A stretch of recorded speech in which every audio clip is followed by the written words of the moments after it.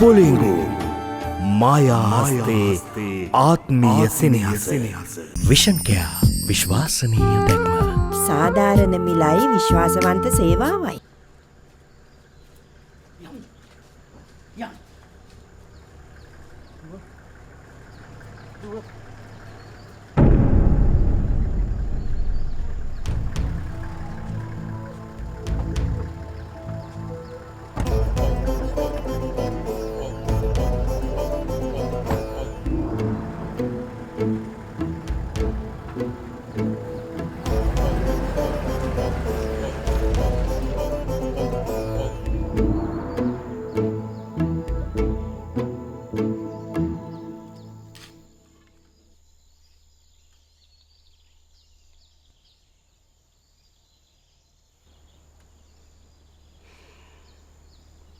කළු අපෝ ලොකු ආමු මාව එන්න ඵලයන් වලව්ව ඇතුළට.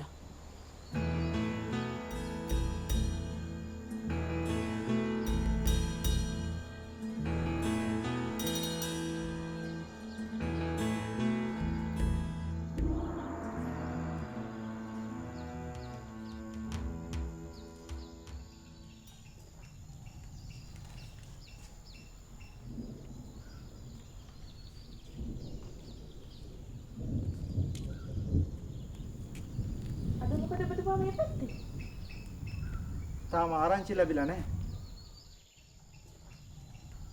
ආරංචි? මොකද මහත්තයා ආරංචි? ග්‍රාම සේවක මහත්තයා ගැන සෝදිසියෙන් හිටපු මිනිස්සයා අයියේ රෑ කවුද මරලා දාලා. වංගුවේ පාලම ළඟදී.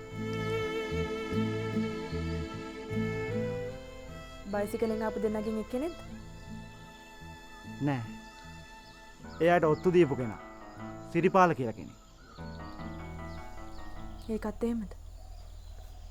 එන්ට පඩි වෙන්න. නෑ ඕනේ නෑ. මම මේ ආවේ පොඩි වේදනෝනා ඒ ගැන මොනවා හරි දන්නවද කියලා දැනගෙන යන්න. ඕක අත්වේ ලිස්ට් එකේ ඔප කෙනාගේම වැඩක් වෙන්න ඇති. ඔය මුකුත් නෑ මුලම ඕකට සම්බන්ධ කෙනාව අල්ලගත්තා. මාත් හැම උත්සාහයක්ම කරන්නේ ඒකට තමයි. ඒත්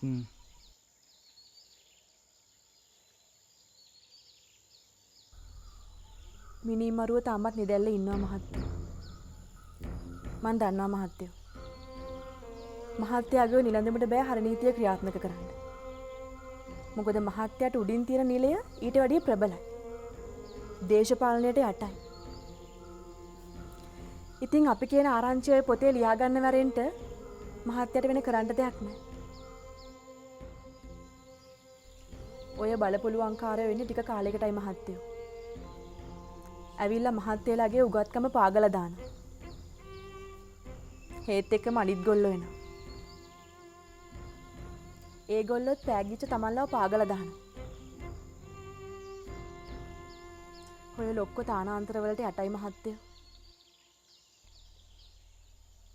ඉතින් කොහොමද පොඩි ඔබතුමල්ල ඔලුව උස්සන්නේ නේද? එහෙනම් මං ගිහින් එන්නම්.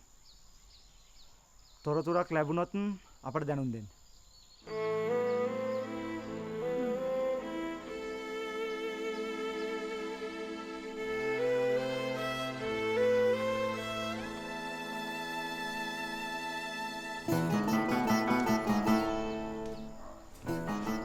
එයාට හිතෙන්නේ නැද්ද එමිනියාවේ වෙන දෙයකට කියලා? වෙන දෙයකට කිව්වේ? නෑ ඉතින්. මිනිමරුමක් ගැන දැනගන්න ඕන නම් මෙහාට එන්න ඕනේ නෑනේ. එහෙම අහන්නේ ග්‍රාම සේවක මහත්තයාගේ ප්‍රශ්නයත් එක්කයි. ඔයාට හිතෙන්නේ නැද්ද මේ ප්‍රශ්න ඉස්සරහට ඔයාට ප්‍රශ්නයක් වෙයි කියලා?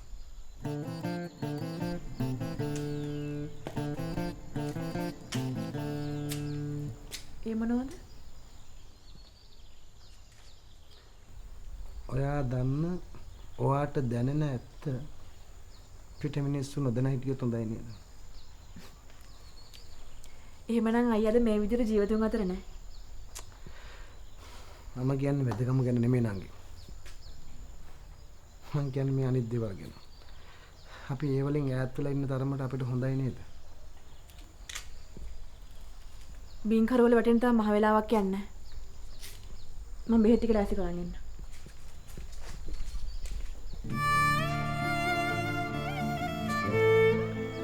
අයියෝ හැම දෙයක්ම යටපත් කරලා හැමතැනම පැනලා දුවන්නේ. එහෙම කිසිම දෙයක් නෑ අයියේ. කළ යුතු දේ ඒ වෙලාවෙම කළ යුතුයි. නැත්තම් අපිට දකින්න ලැබෙන්නේ අසුබදායක දෙයක්. ඒකද මේ ප්‍රශ්න වලින් පැනලා දුවන්නේ. අනේ මං නම් කවදාවත් ප්‍රශ්න වලින් පැනලා යන කෙල්ලෙක් නෙමෙයි.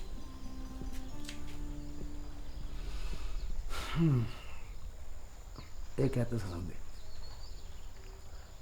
ඔයා මොන ප්‍රශ්නෙට මුහුණ දුන්නත් මගේ ආදරේ දිවා පැනලා යනවා.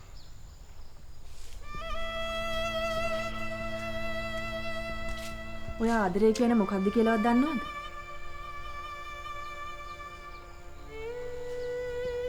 ඔයා හිතනවද මං ආදරේ කරන්නේ දන්නේ නැහැ කියලා?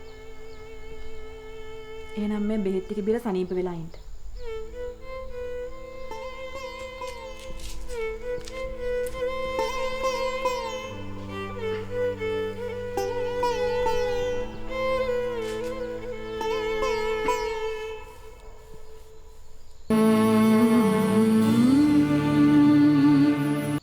එහෙම දෙයක් දැක්කට පස්සේ ඔයා මොකටද වලව්වට ගියේ? අන් එහෙම ගියයි කියලා මන් දන්නේ නෑ අම්මේ. ඒ ගෑනු ළමයා කතා කරපු නිසායි මං ගියේ.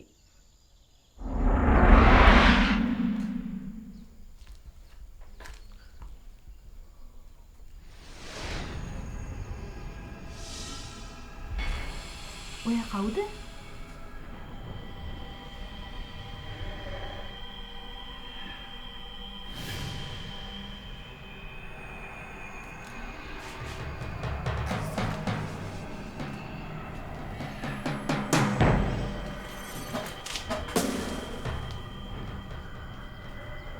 ඔයාගේ නම මොකද්ද?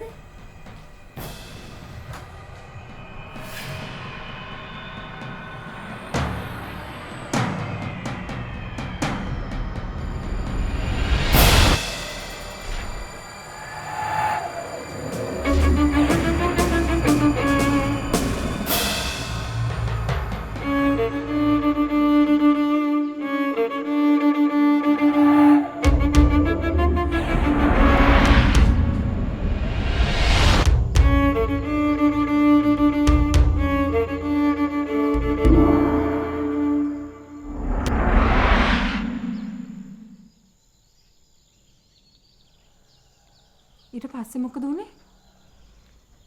ඊට පස්සේ මොකද වුනේ කියලා කියන්න මන් දන්නේ නෑ අම්මේ. මං ඒ කාමරේට යනකොට දුව ඇඳේ එලවෙලා හිටියේ. එතන වෙන කවුරුවත් හිටියේ නෑ දුව. ඉතින් මං එයා ළඟින්ම වාඩි වුණානේ.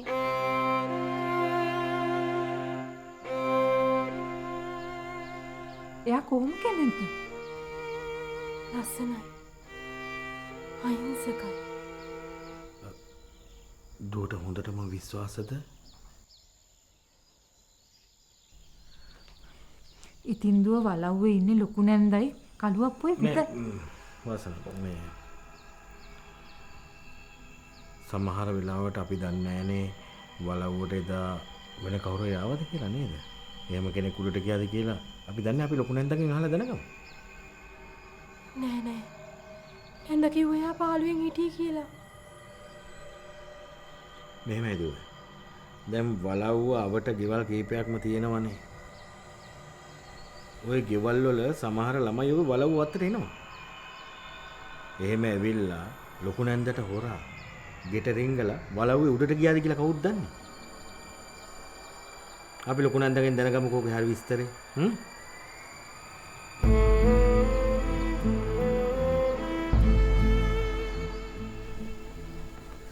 දුව ඔයා එහෙනම් දැන් ටිකක් රිස්ක් කරන්නකෝ.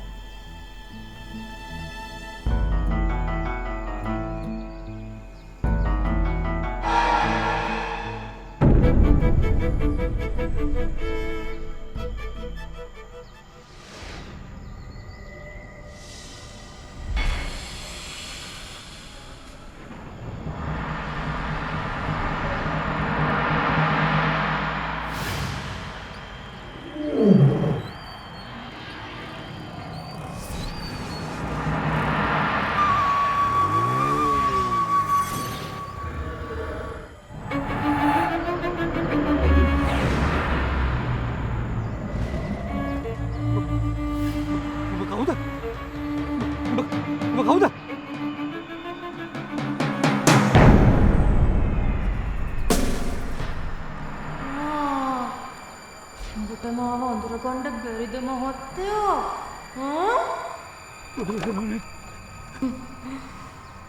මාත් එක්ක එකට ඉද්දි උඹට මා මතකයි. දැන් අමතකයි.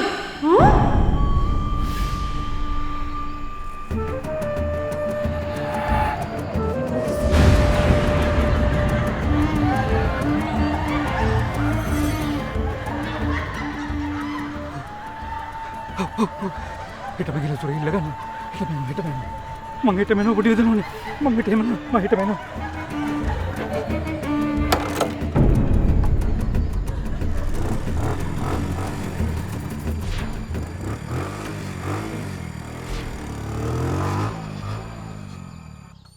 ඒක මොකටද මේ දේවල් මෙතන ඇවිත් අද බෑවේ? ඒක මෙතන අද බාපු දෙයක් නෑ. ඒක කිව්වේ මේ ගමේ හැම එකලම කියන දේ. ඔව් ඉතින් වින්නඹු අම්මගේ වැරද්දෙන් ඒ ගෑණි මලා කියලා මේ ගමේ හැමෝම දන්නවා. ඒ දැන මොකටද හාමිනේ ඒකත් එක්ක මේ දේවල් හරියට කියාගත්තේ? අපේ මහත්තයා මං හරියට කියාගන්න ගියේ නෑ. කතාව ඇදුණා. ඒ හින්දා කතා කළා. දැන් ඒතර කවුද උඩ බලාගෙන කෙල ගහන්නේ? උඩ බලාගෙන කෙල ගහ ගන්න වෙන්නේ මේවා කෙරුණොත් නේ. ඇයි නොකරන්නේ? ඒ අවශ්‍ය වෙලාවට ඒ දේවල් කෙරෙයි. ඒ හින්දා හාමිනේ මින් මත්තට ඒ සම්බන්ධව කිසිම දෙයක් නොකිය ඉන්නනම් හොඳයි. බලමුකෝ. අප්පච්චිලා පුතාලා ඔය කියන විදියටම වැඩ සිද්ධ වෙයිද කියලා. ඉතින් බලන්න දෙයක් නැහැ.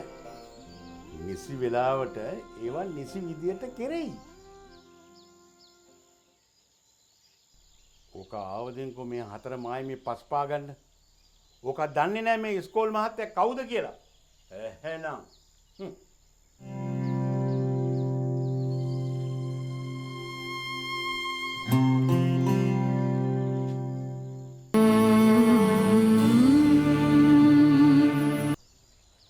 අපේ අම්මා කියන්නේ සසඳේ නංගිව අයිති වෙන්න ඕනේ මට නෙමෙයිද? අනිත් එක අර සුමේදේට මොන අයිතියක්ද සසඳේ නංගිව කසාද වඳින්න තියෙන්නේ? සසඳේ නංගි මගේ නෑනා. මම එයාගේ අවශ්‍ය මස්සිනා. ඒක මේ මුළු ගම්මත් දන්නවා. පුතේ උඹ ඔය හදන්නේ අපේ තියෙන නෑදෑකම් නැති බස් නස්ථාන කරන්න. නෑ අප්පච්චි. මම හදන්නේ නෑකම් අලුත් කරන්න. ඔය නෑකම් අලුත් කරන්න ගිහිල්ලා සිද්ධ වෙන්නේ අපේ මුළු පවුලම ඒ නෑදෑයින්ගෙන් අයින් වෙන එකයි. අනිත් එක ඒ දරුවෝ උඹට මනාප නැහැනේ. සසඳේ නංගි දන්නවා මං සසඳේ නංගිට මනාපෙන් ඉන්නේ විත්තිය. ඒ දරුවි දැනගත්තට ඒ දරුවි කියලා නෑනේ උඹට මනාපයි කියලා. උඹට කැමතියි කියලා. අපේ අම්මා එයාට මට කැමති වෙන්නම සිද්ධ වෙනවා.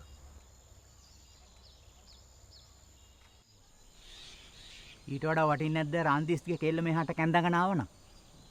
අප්පච්චි මම මේ ගෙදරට කැන්දන් එනවනම් කැන්දන් එන්නේ සසඳේ නගාව විතරයි. ඒක මේ ඉරහඳ වගේ විශ්වාසයි. මම ඔය එකියක්වත් මෙහාට කැන්දන් එන්නේ නැහැ. අපේ අම්මා ඒක මගේ පොරොන්දුවක්. අප්පච්චි ඒක මගේ පොරොන්දුවක්.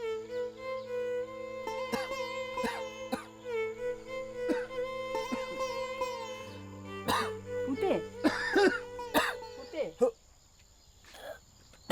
ඇයි පුතේ? අනේ මේ බලන්න කොහෙන්ද කොහොමද?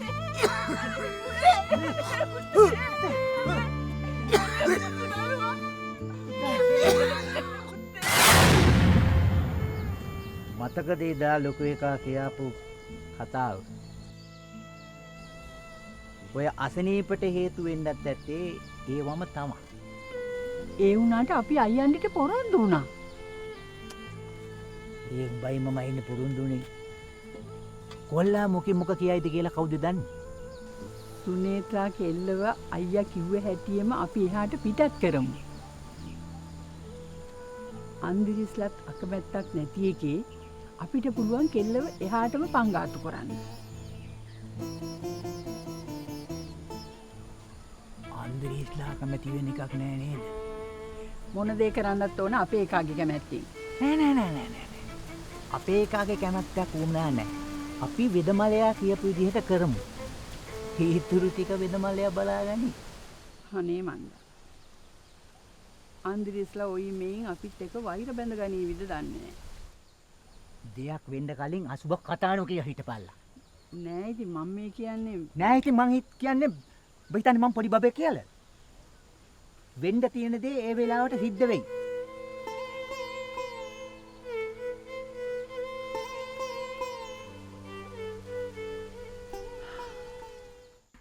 වෙදමාමේ! වෙදමාමේ! හරි වෙදමාමේ. මොකද ඔබ දෙරියන් දෙන්නේ? වෙදමාමේ. කෝ බොඩි වෙතන වුණා. ඇතුලේ ලෙඩ්ඩුන්ගේ කටයුතු ආවර කරනවා. මොකද කලබලයකින්? වෙදමාමේ මට පුළුවන් තරම් ඉක්මනට බොඩි වෙතනවමයි මුණ ගැහෙන්න ඕන. ආබුල. මොකද මේ මෙහාට දෙරියන් දෙන්නේ? මොන හරි බඩේ දාවක් තවිල්ලද? බෝල. එහෙම කරදරයක් නම් මේ අපේ වෙදමාමන්ට ඉන්නේ.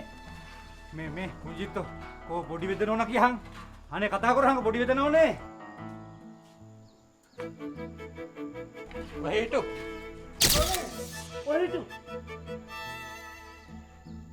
වෙදමාමේ. මම්මුට වහිටු කිව්වා. හිට්ටා. වැඩේ හරි. අපේ අප්පච්චි කවුද බන්දුලා අයියද? පොලිංගු මායා හස්තේ ආත්මීය සෙනෙහස.